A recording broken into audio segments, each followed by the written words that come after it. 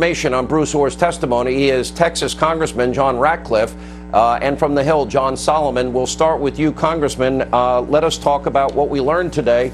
Is it true? Did Bruce Orr ever testify before Robert Mueller? Did that come up today?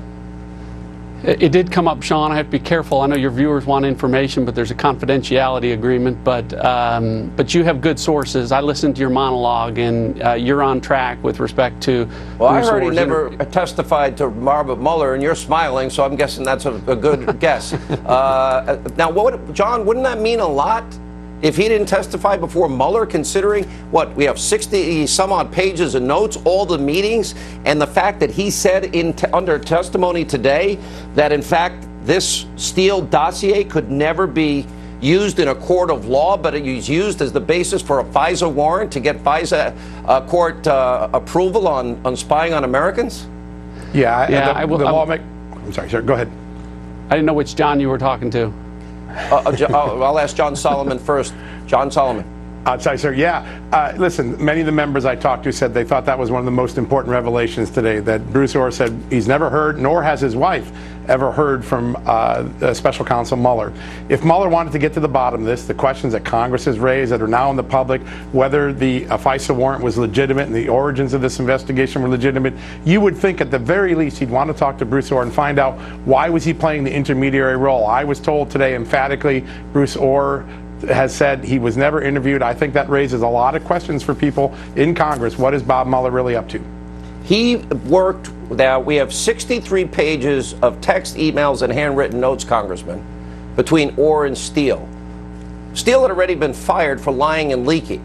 He got paid not only by Clinton through Fusion GPS and the DNC through Fusion GPS, but he also was on the record as hating Donald Trump, saying he was desperate that Trump not get elected and passionate about him not being president.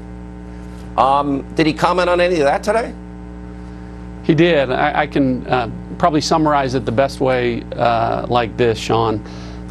When the Department of Justice walks into the Foreign Intelligence Surveillance Court and says, we want a warrant to spy on an American citizen, and the central piece of our evidence in our case is a dossier, there's an obligation to say, oh, and by the way, the number 4 person in our organization and his wife had major prominent operational roles with respect to how that dossier was put together, how the FBI received it, and by the way, they were paid handsomely by third parties for that. Those are what we call material facts. Let me ask you this. The material facts that have to be disclosed, and in this case, they weren't.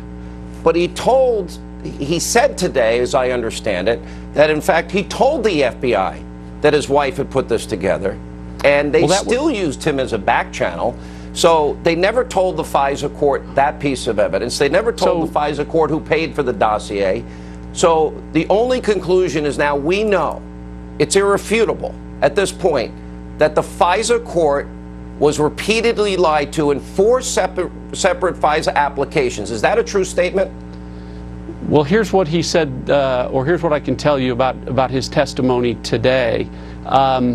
My real question walking in, Sean, was what did the FBI and the Department of Justice know about Bruce Orr and his wife? The FBI knew, I'm told. His testimony today was that he gave us a list of a half a dozen senior FBI and Department of Justice officials that he told of his involvement, his wife's involvement, all of the details of their interactions with Christopher Steele, with Glenn Simpson, with the payment. And these are names, Sean, that would be familiar to you. I've heard you say some of these names on your program before. And I can tell you, as someone that has reviewed the FISA applications, the unredacted versions, I can't talk about what's in there, but I can tell you what's not in there. And what's not in there is any information about Nellie and Bruce Orr. Well,